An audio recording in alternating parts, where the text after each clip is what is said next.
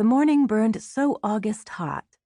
The marsh's moist breath hung the oaks and pines with fog.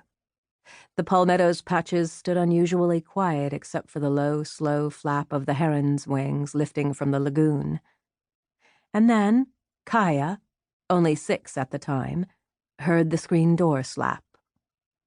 Standing on the stool, she stopped scrubbing grits from the pod and lowered it into the basin of worn-out suds. No sounds now but her own breathing.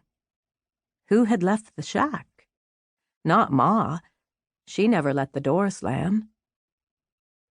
But when Kaya ran to the porch, she saw her mother in a long brown skirt, kick pleats nipping at her ankles, as she walked down the sandy lane in high heels. The stubby-nosed shoes were fake alligator skin, her only going-out pair.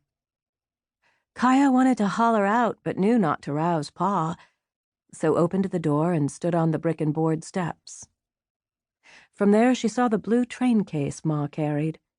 Usually, with the confidence of a pup, Kaya knew her mother would return with meat wrapped in greasy brown paper or with a chicken, head dangling down.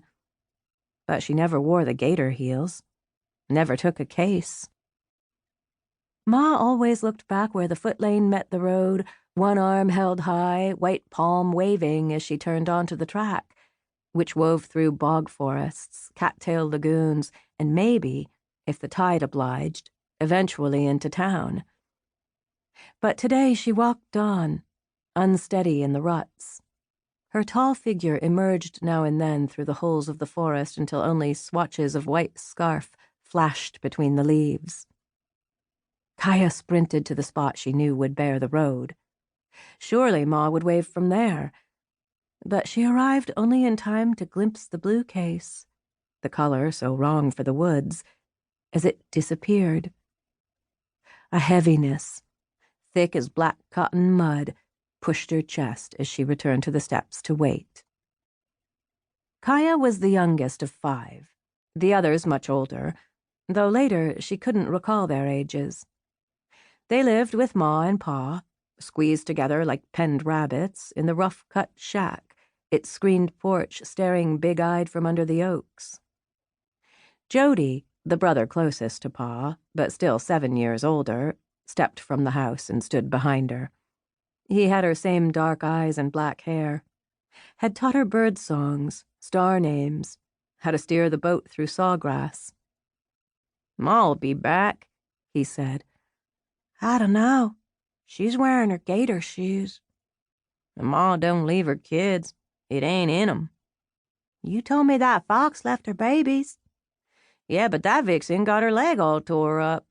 She'd have starved to death if she'd have tried to feed herself and her kits. She was better off to leave 'em, heal herself up, then welt more when she could raise 'em good. Ma ain't starving. She'll be back." Jody wasn't nearly as sure as he sounded, but said it for Kaya. Her throat tight, she whispered, "But Ma's carrying that blue case like she's going somewheres big."